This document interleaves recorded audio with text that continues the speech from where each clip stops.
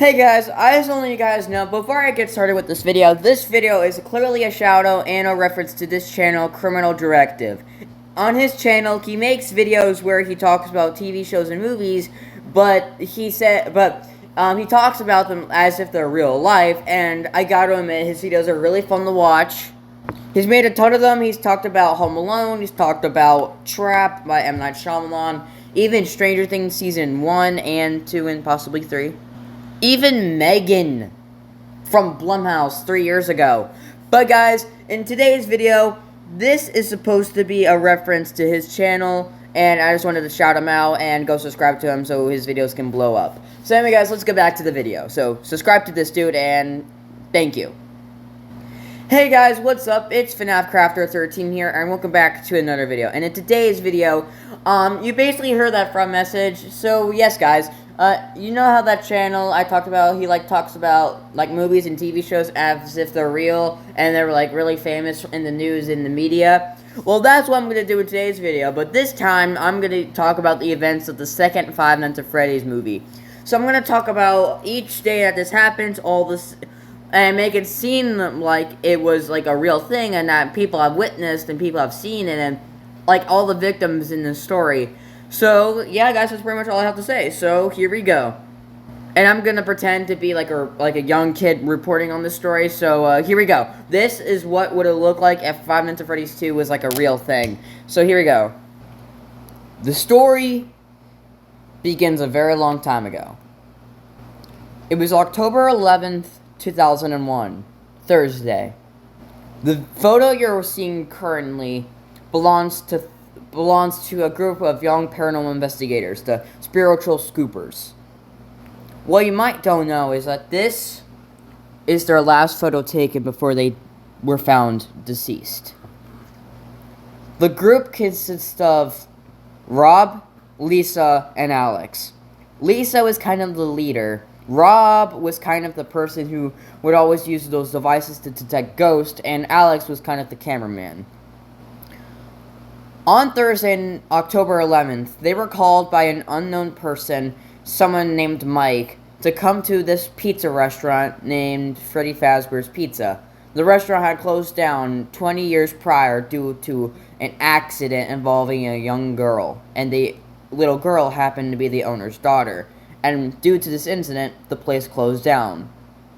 But this Mike on the person's phone told them to come to the pizzeria and bring their equipment, so the trio got their equipment and went to Freddy's, and that was the last time they were ever seen. The last person that they talked to was Lisa's mother, right before they left that afternoon.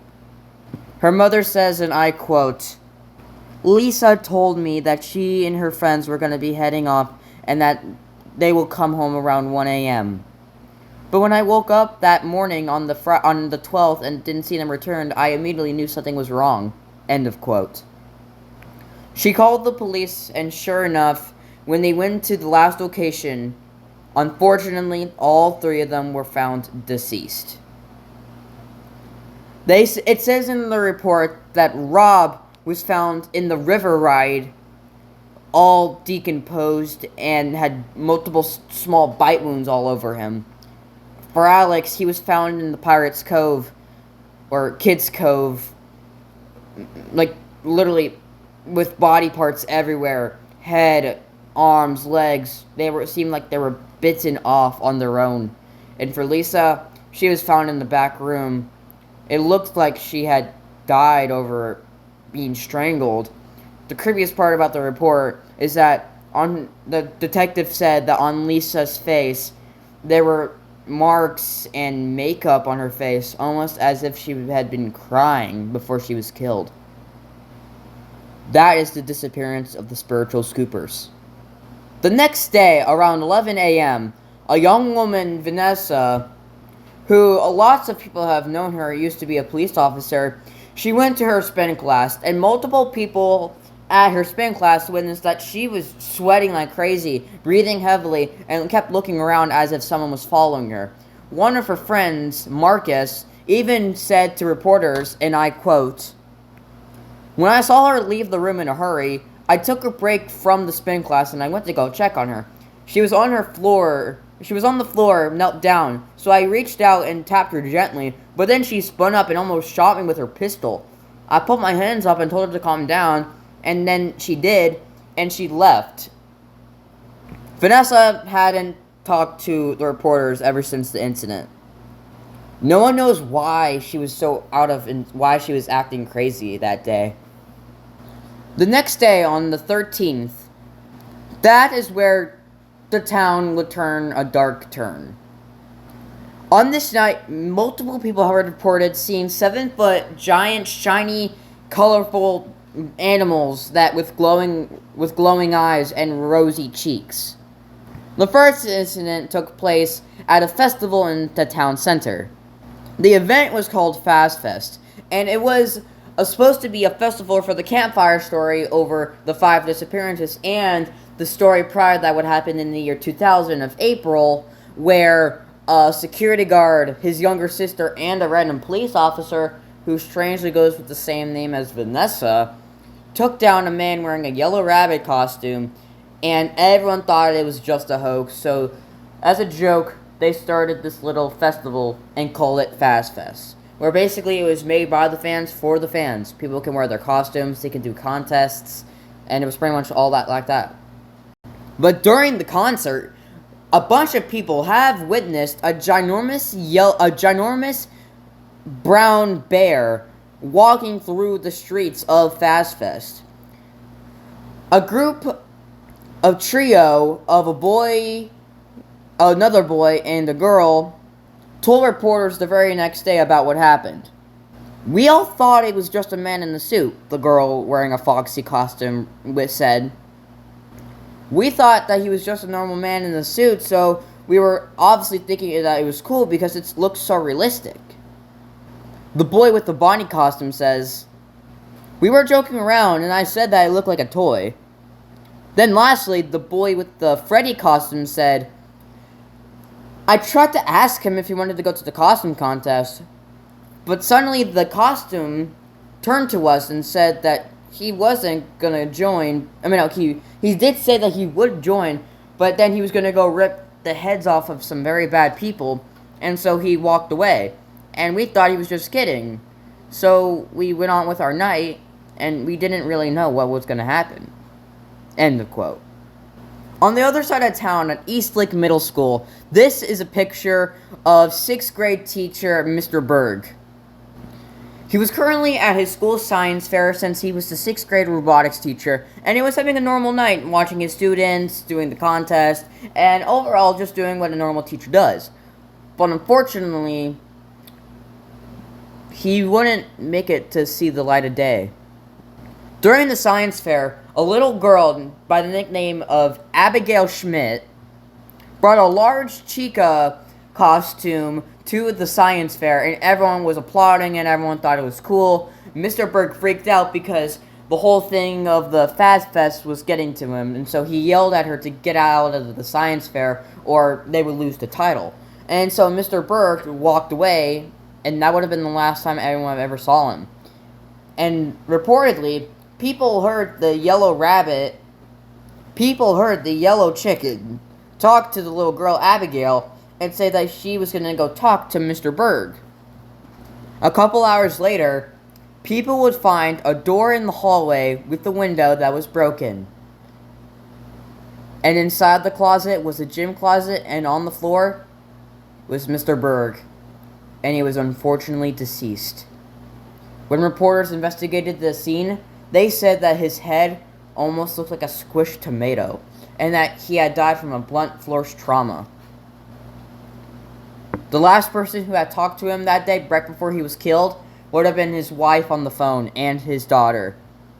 He was talking about how they were going to go see a movie later that night, which would have been Halloween Town 2, which was releasing the day before.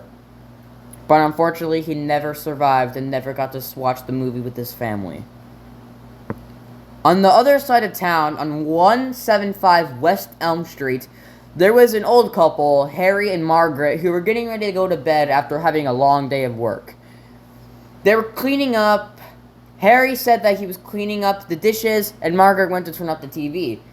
Harry said that he heard his wife scream, and when they went to the living room, he saw a giant bear with glowing red eyes towering over them. They immediately hid behind the couch, they said, and the robot started speaking nonsense of how they left the robot to die and that all of us did. But then all of a sudden, a car sped through their driveway, which was holding something pretty scary, a giant robotic spider, sort of, with a fox head, crashed it through the window and hit that bear, and they both collapsed. That was because moments before, there was a car driving on the highway who coincidentally belonged to Vanessa, the girl from the spin class who almost shot her worker friend. She was driving on the highway, and people reported in a separate vehicle that there was this large spider white creature robot with two heads on the top of her car, and the car was shaking violently. One car reported that it almost hit the other car, but they both crashed into a ditch, and that was the last time anyone saw the freaking creepy fox.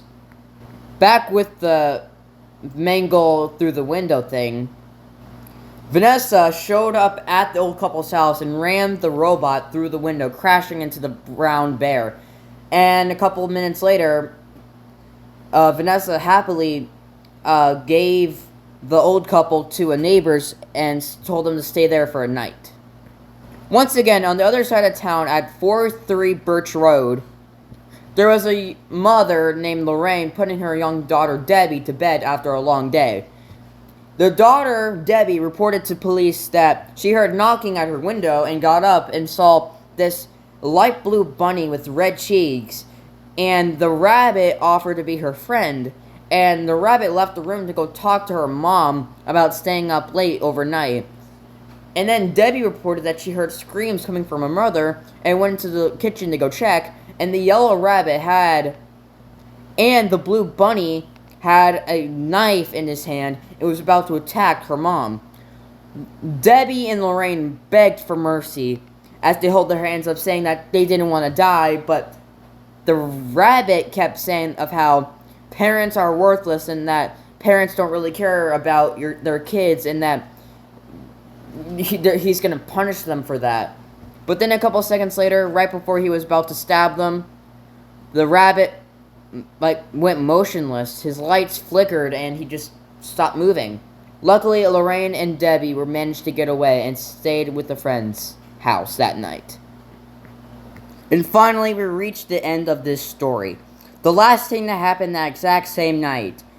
On 118 Oak Street, residents heard glass breaking and people shouting and sounds of robotic movements coming from their neighbors,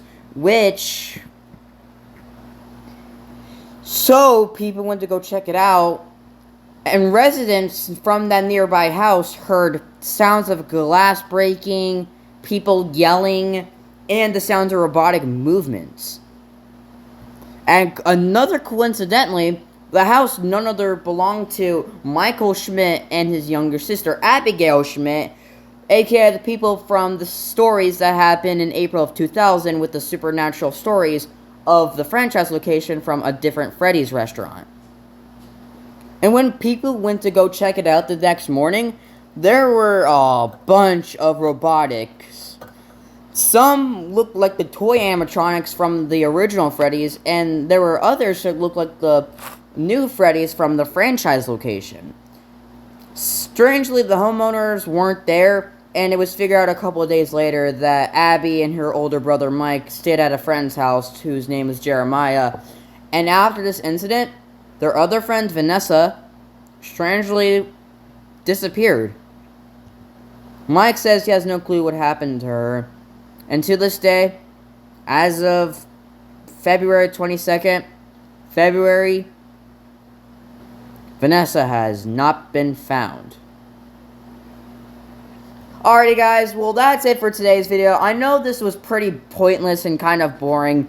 I just wanted to make this video because this video has been in my head for this long... this video idea has been in my head for this long time. and I wanted to finally upload it. And I know it wasn't that good. I'm sorry if you didn't like it. But anyway, guys, hope y'all at least enjoyed this video, and if you did, I'll see you guys in the next video, and bye-bye, and have a great rest of your day, and see you in the next video. Bye-bye.